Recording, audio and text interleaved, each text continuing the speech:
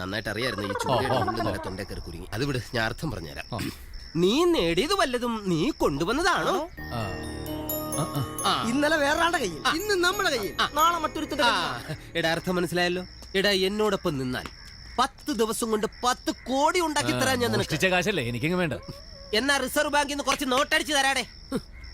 നോക്ക്, നിനക്ക് സുന്ദരമായ ഒരു മുഖമുണ്ട്, താഴോട്ട് നല്ല ഏരിയയും ഉണ്ട്. ഇത് ഉപയോഗിച്ച് ഞാനത് ക്യാഷ് ആക്കി തരാം. ഒരു കള്ളന്റെ ഏറ്റവും വലിയ ശാപം അവന്റെ രൂപമാണ്. വളരെ ശരിയാണ്. ഈ പിത്തക്കാരികളൊക്കെ മുഖം കണ്ടോ? ചൊറിയണം പറ്റി അടിക്കാൻ തോന്നും. മുഖത്തുണ്ട് കള്ള ലക്ഷണം.